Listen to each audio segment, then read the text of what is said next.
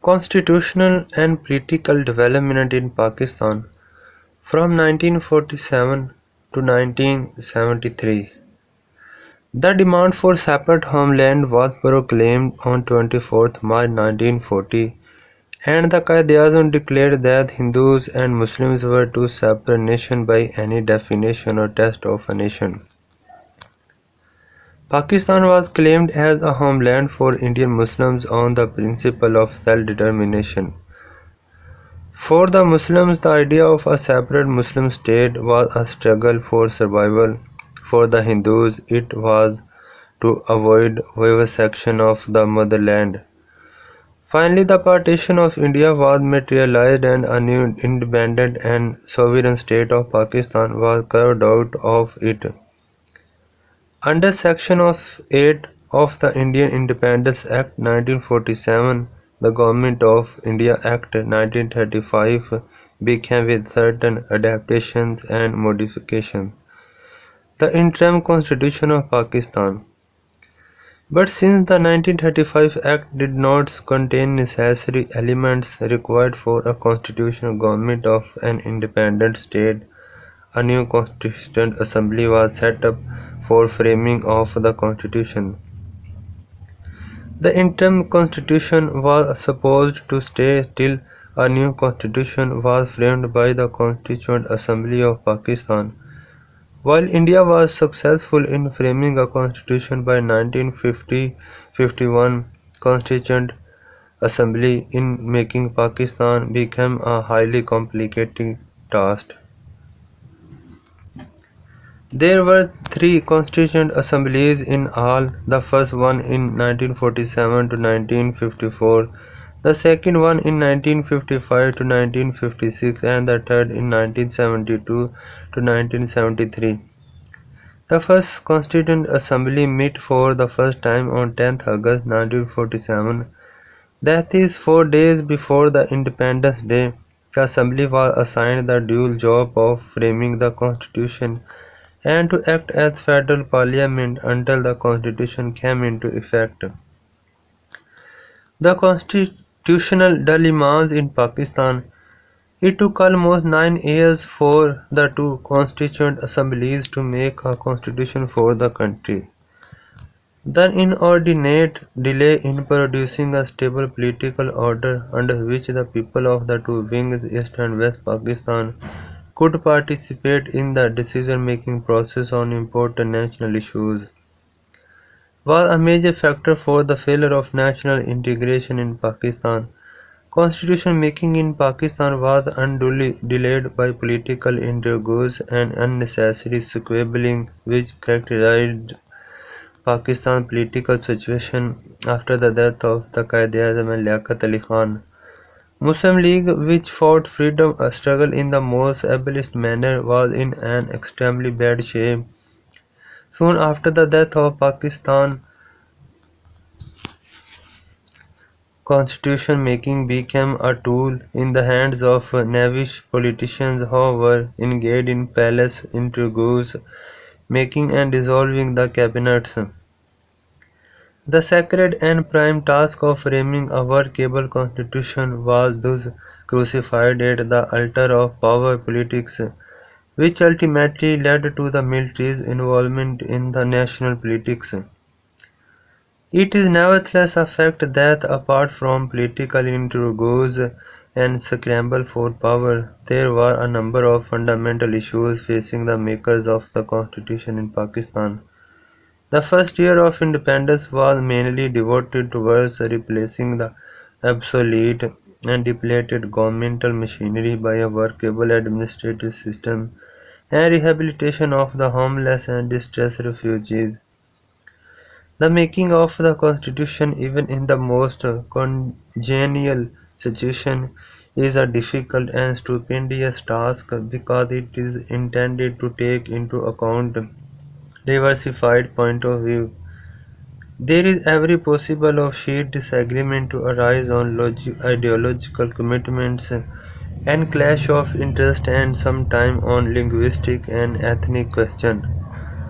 The problem which the framers of constitution had to face were multifarious, diverse and complex in nature.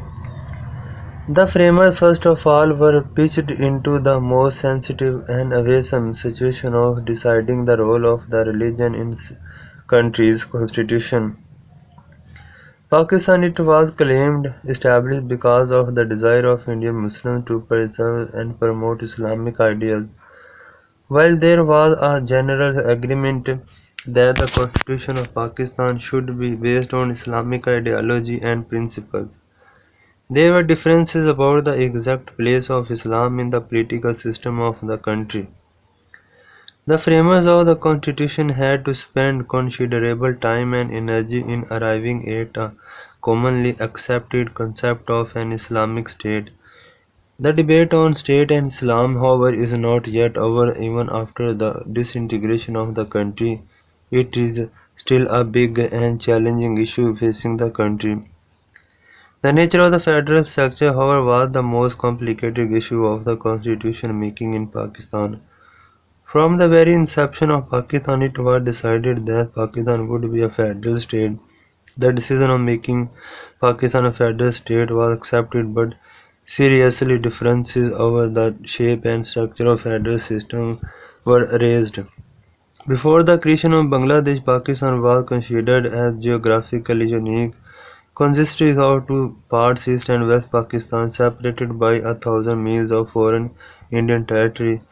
The population of East Pakistan exceeded the total population of all other provinces and states of West Pakistan. The western part was industrially more advanced. The cultural and linguistic differences were also very important and haunted the constitution makers' perception for a long time. West Pakistan is predominantly Muslim. East Pakistan had important non-Muslim minorities. The difficulties and differences were exploited by a group of disgruntled politicians in East and West Pakistan who incited the people and aired the feeling of provincialism. They did considerable damage to the feelings of national unity. The delay in constitution making proved to be a bomb from heaven to offer them with a golden opportunity to disrupt the state. Another problem which the framers of the constitution faced was the acute lack of homogeneity, not only between East and West Pakistan, but there were deep differences among the different sections of the population in West Pakistan, as well as homogeneity of population is an essential element in making a smooth federation. The Constituent Assembly, after sustained deliberations, passed a resolution in March 1949. The resolution came to be known as the Objectives Resolution. It claimed to embody the guiding principles on which the future of Constitution of Pakistan was to be planted.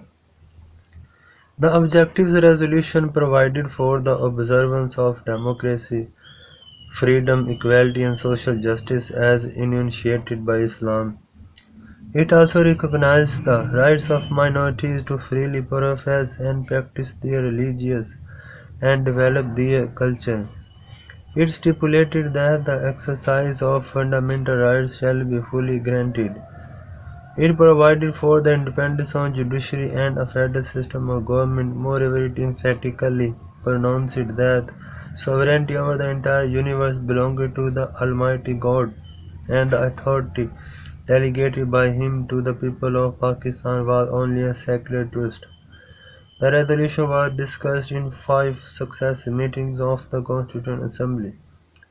The Pakistan National Congress opposition party in the assembly raised objectives on the plea that the resolution mixed up politics with the religion, and that the minorities would be reduced to the status of personal servants and slaves. Most of the Muslim members except Mian Iftikharuddin gave their approval to the resolution. Non-Muslims, however, were dissatisfied with the objectives resolution. The leader of the Congress party, S.C. Chattopadhyay, protested that the resolution would make non-Muslim driver of water and hewers of wood. The another work was the formation of Basic Principles Committee. The objective was not the entire constitution. It simply laid down the fundamental principles of the future constitution. Having done this, the Constituent Assembly formed several committees to delineate the structure of the proposed federal constitution. The most important committee was the Basic Principles Committee, which was appointed on 12 March 1949 when the Objectives Resolution was passed by the Constituent Assembly. Liaquat Ali Khan was chosen as the chairman of the committee. It was assigned the job of determining those principles on which the future constitution was to be based.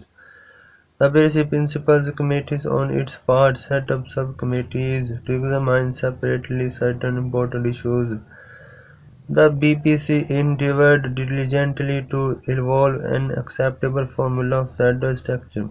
It was indeed a difficult and stupendous task to draw a workable federal system for a country like Pakistan with so many ethnic, religious, and cultural differences.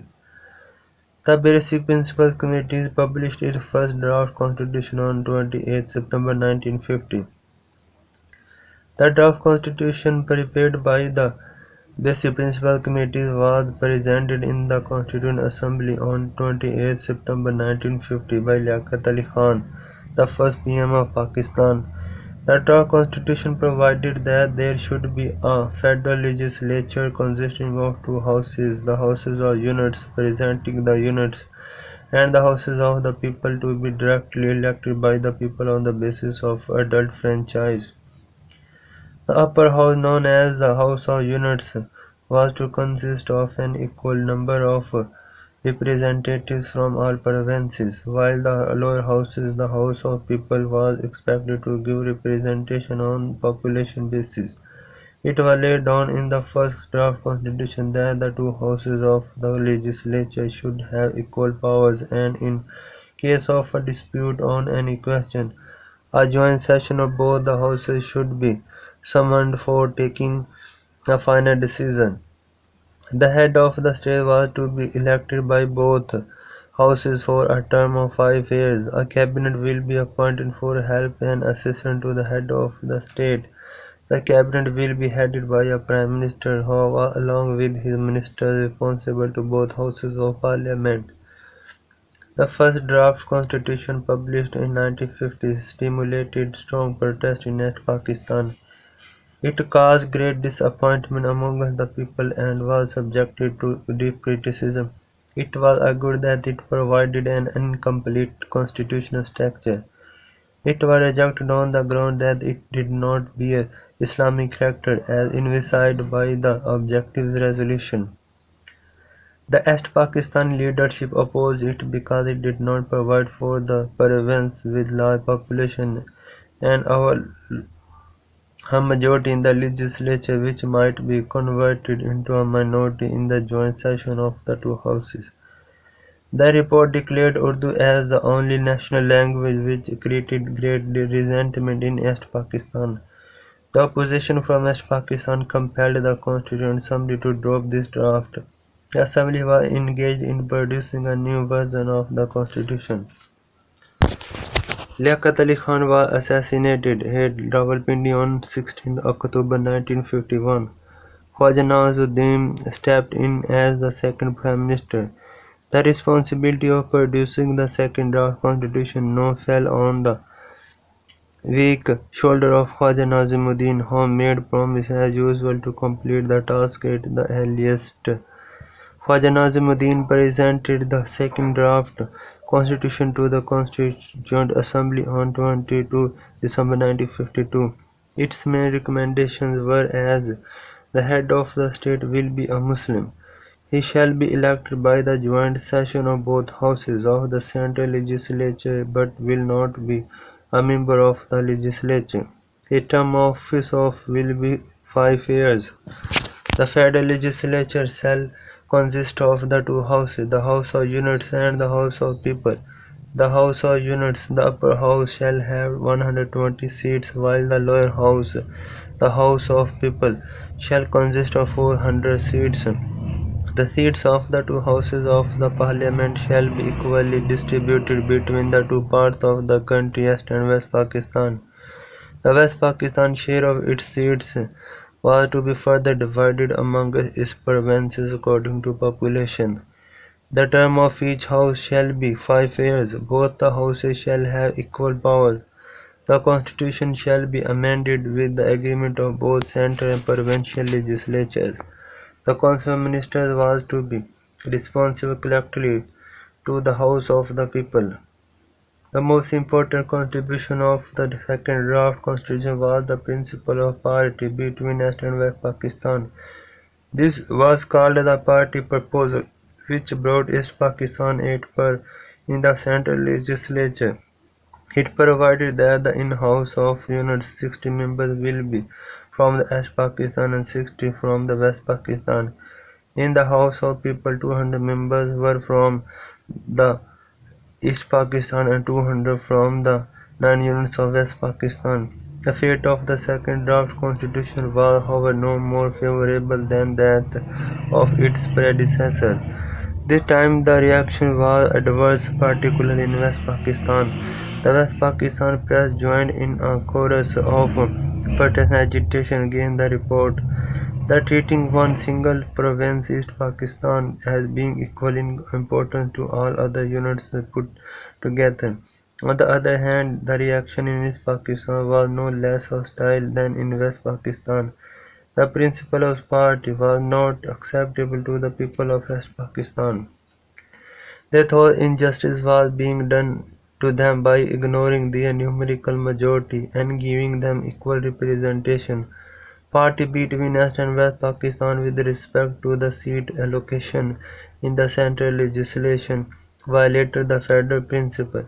This had been done in absolute disregard of the divergencies between the wings such as social, linguistic, cultural, economic, climatic, population and lack of geographical contiguity. This part of the report therefore was widely criticized by the Punjab and Bengali groups.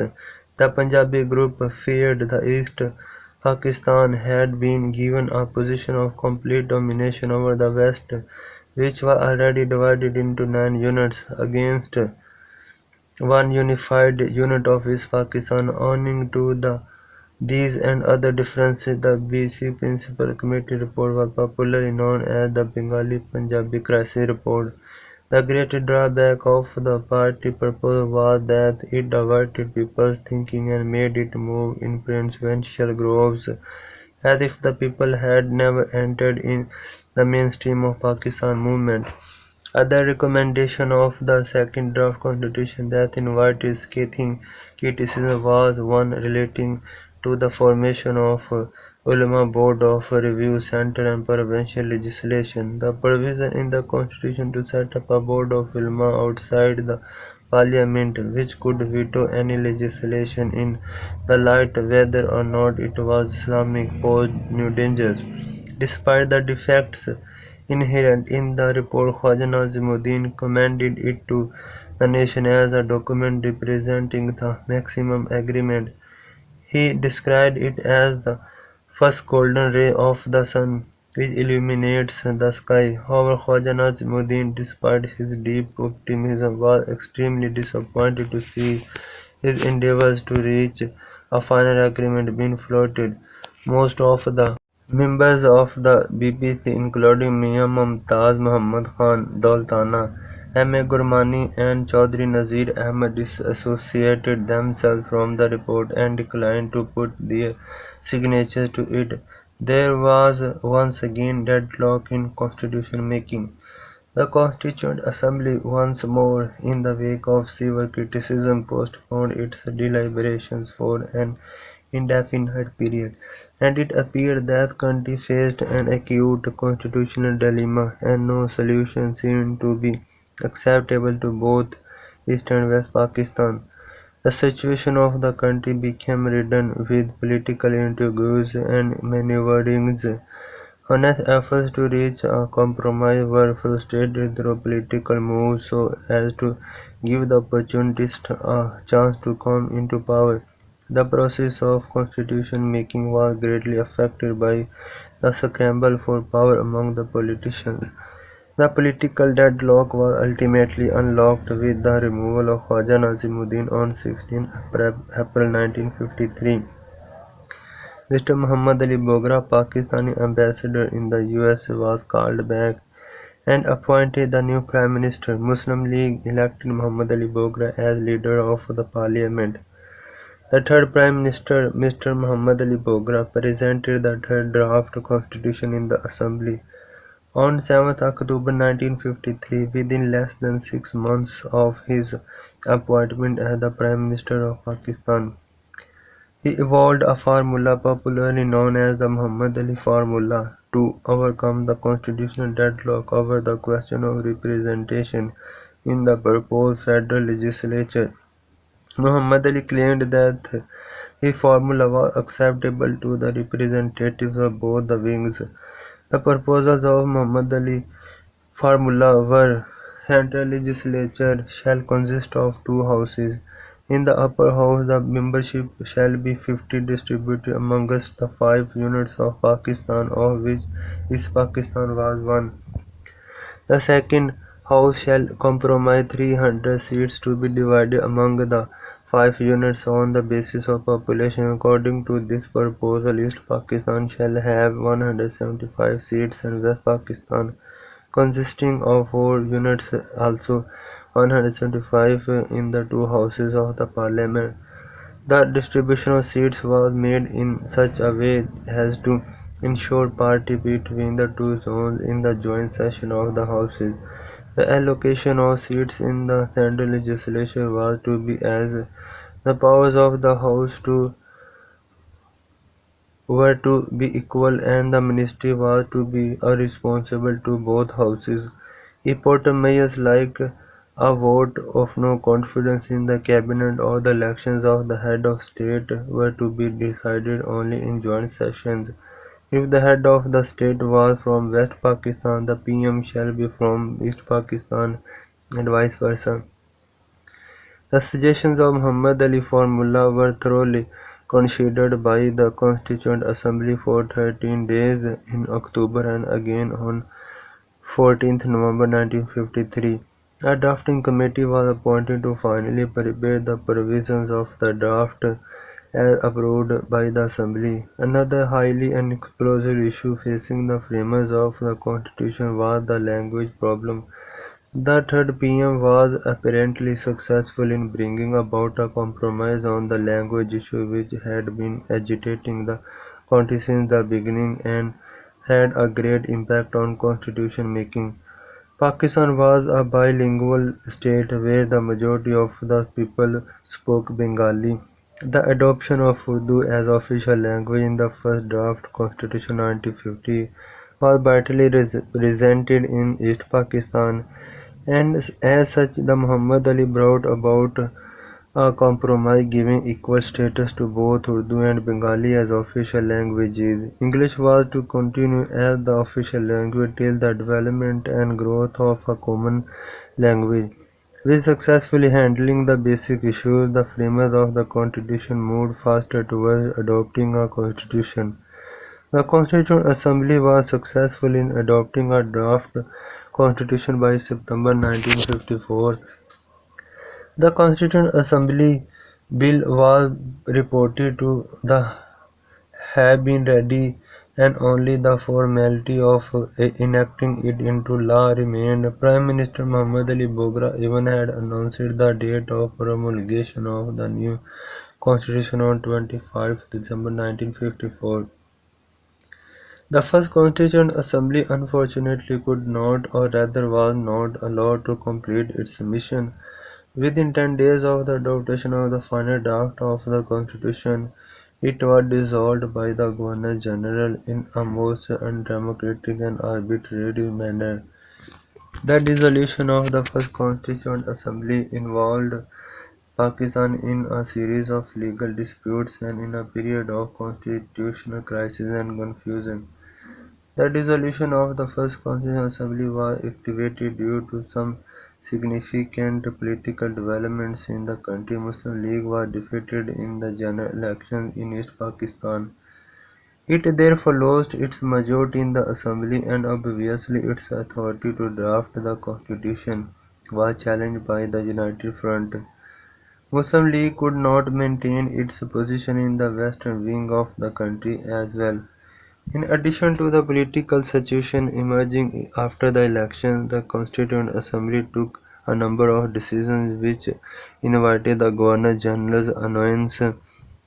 In the first place, the Assembly replaced the Baroda Public Representative Office Disqualification Act of 1948-1949 on 20 September 1954, which gave authority to the government to impose the corrupt and inefficient ministers and politicians. Then the Assembly scrapped Section 9, 10, 10A, 10B of Act of 1935. These sections gave powers of dismissing the government to the Governor-General. The Governor-General Ghulam Muhammad had dismissed Ali Nazimuddin ministry under these clauses. These measures were taken without the knowledge of the Governor-General and were in fact aimed at curtailing the powers of the Governor-General. The Governor-General, who was away from the capital, rushed to Karachi and hit back against actions of the Assembly. The Governor-General issued a proclamation declaring a state of emergency throughout Pakistan and dissolved the Assembly on 24th October 1954. All previous attempts of framing the Constitution and the entire spade work done in this connection were brought to naught by the sweep of the pen of the highest executive authority in the country. However, the Assembly did not surrender easily. Maulvi Tamizuddin, Speaker of the dissolved Assembly, challenged the order of the Governor-General and filed a petition before the Sindh High Court. It was claimed in the petition that the assent of the Governor-General was not required for legislation under subsection 1 of Section 8 of the Indian Independence Act of 1947, and as such the dissolution of the Assembly was unconstitutional and illegal. The full bench of Sindh Chief Court unanimously upheld the version of Maulvi Tamizuddin and declared the dissolution as null and void. The Federation of Pakistan therefore appealed to the Supreme Court of Pakistan. The Supreme Court finally gave its ruling in favor of the Governor-General. The Governor-General, after dissolving the Constituent Assembly, again invited Muhammad Ali Bogra to form a new ministry.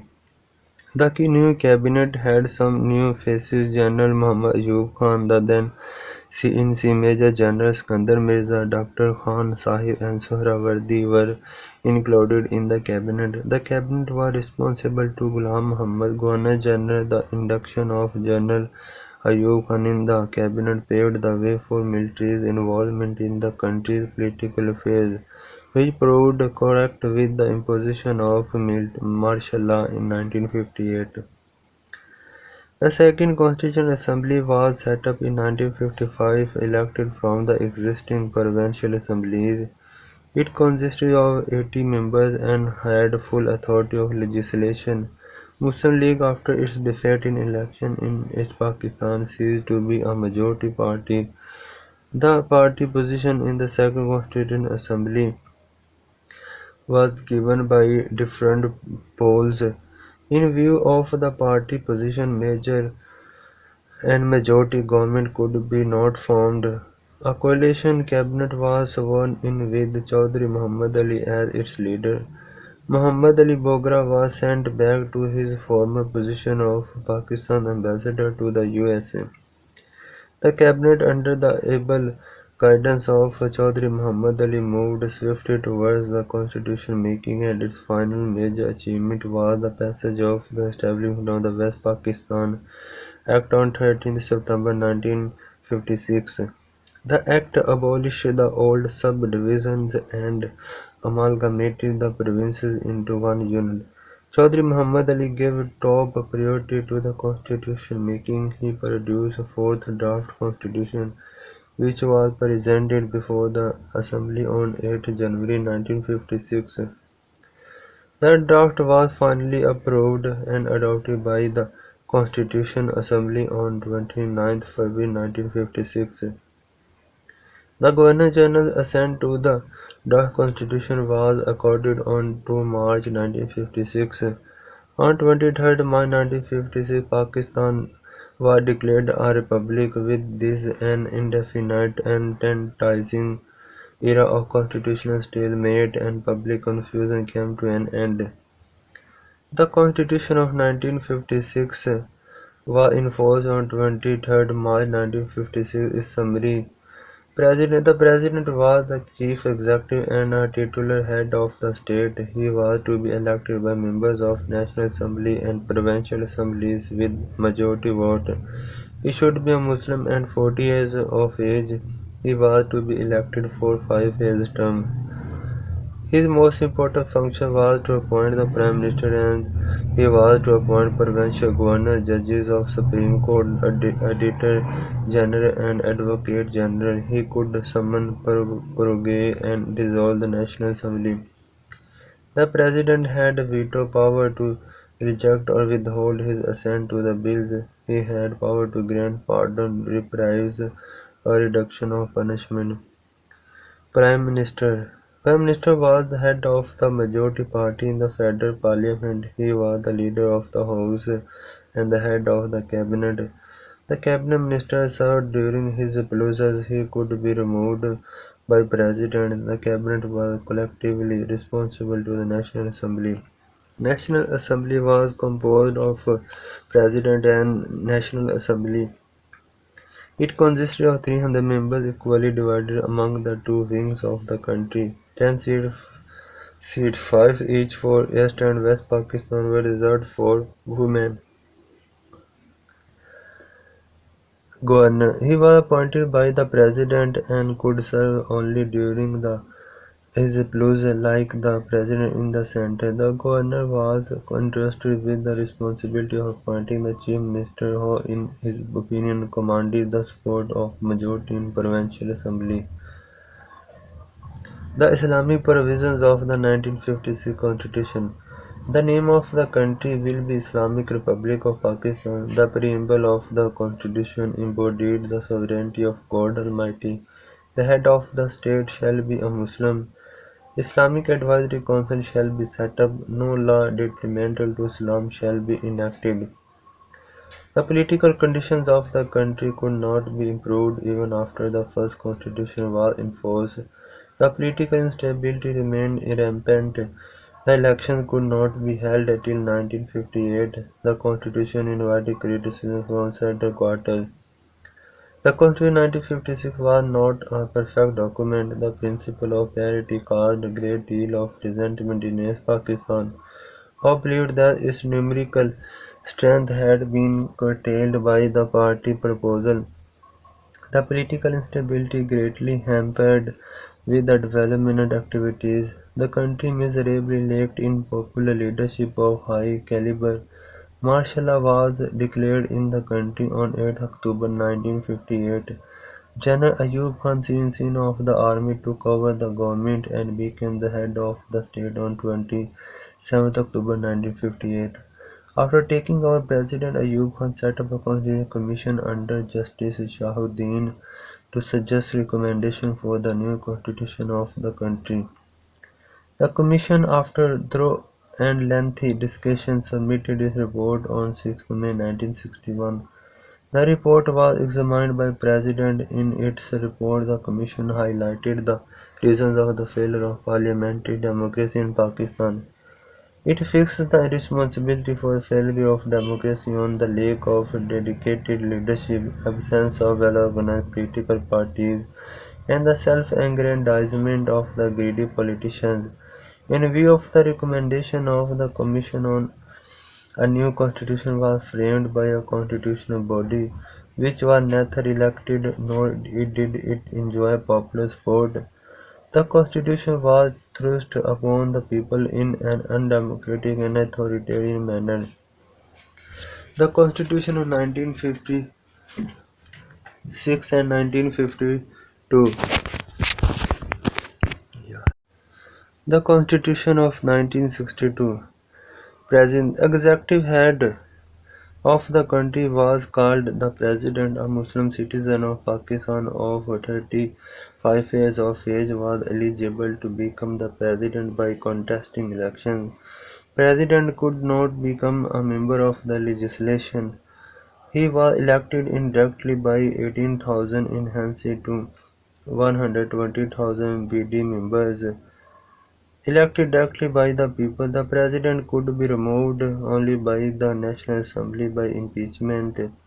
The president was all-powerful in the appointment and dismissal of governors, ministers and members of various administrative commissions. All civil appointments were in his name. The president had massive veto powers and could easily reject the bill passed by the legislature. He could issue ordinances, he could summon, propagate, and dissolve the National Assembly. He could declare emergency in the country. National Assembly. The central legislature consists of the President and National Assembly. The National Assembly was composed of 156 members. Six seats were reserved for women. The seats were equally distributed between the two wings. The number of the members of the National Assembly were increased from 166 to 218 by a constitutional amendment. The National Assembly was to consist of 200 members and 10 intellectuals nominated by the government. 8 seats were reserved for women. The National Assembly had exclusive legislative authority over the central subjects. In case of inconsistency between the central and provincial legislation, the former prevailed. The N had full authority on finance. It could levy taxes and pass the annual budget. The National Assembly has also acted as a court of law when a resolution of impeachment conviction declaring the president incapacitated was before the House. The National Assembly could pass by two-thirds majority an amendment to change the constitution. The Governor. The Governor, the provincial chief, and appointed by the President, he served during President's closure and could be removed anytime by a President. The 1962 Constitution introduced presidential in the country. The President was all-powerful and had acquired dictatorial powers. The National Assembly had very little powers. The ministers were appointed and dismissed by the President, who could also dissolve the Assembly. The people soon were disillusioned with the 1962 constitution and the authoritarian style of the Ayyub regime. There were virulent demonstrations against the presidential system and the people demanded Ayyub Khan's resignation and abrogation of the constitution. The East Wing demanded provincial autonomy. Ayyub Khan wisely decided to step down under the mounting public pressure. The constitution was abrogated and martial law was again imposed in 1969. The government was handed over to the then CNC General Yahya Khan. The country, after 22 years of independence, was without a workable constitution. Unfortunately, the country had once again been plunged into the constitutional impasse, which was to make its detestable and an indelible impact on the future political situation of the country. Yahya Khan decided to disband one unit and restore the old provinces of Punjab, Khyber Pakhtunkhwa, Sindh and Balochistan. These provinces became fully operative by July 1970.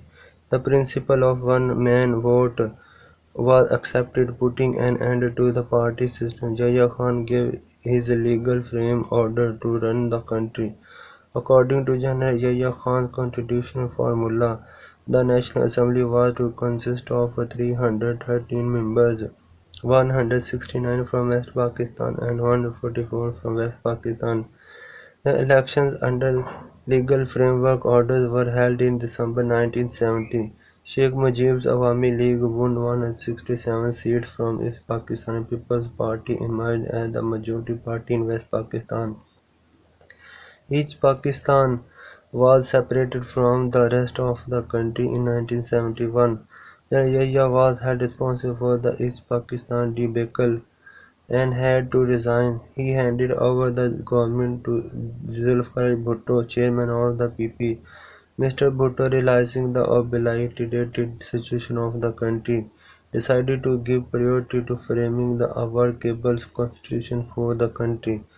The National Assembly appointed a committee on 17th April 1972 for preparing a draft constitution. Martial law was lifted on 14 August 1972 before the appointment of the Constitution Assembly. The Constitution Committee under Abdul Hafiz Pirzada presented the draft constitution on 2 February 1973. The National Assembly passed the draft unanimously and the President gave his assent on 12 April 1973. The Constitution was enforced on 14 August 1973. The Constitution of 1973. The President. The 1973 Constitution established parliamentary system in country. The President is a titular head of the country and the executive powers are vested with the Prime Minister and his cabinet. The President is a Muslim and elected by the joint session of National Assembly and the Senate. He is elected for a term of 5 years. No person can remain President for more than 2 terms. He cannot be removed from his office before the expiry of his term of office. Overthrow, impeachment. The President can be removed from office for gross misconduct, physical or mental disability, and for violation of the Constitution. The President can summon the session of National Assembly and the Senate or a joint session of both the houses. He can also address any house of the Parliament and can dissolve the National Assembly on the advice of the PM.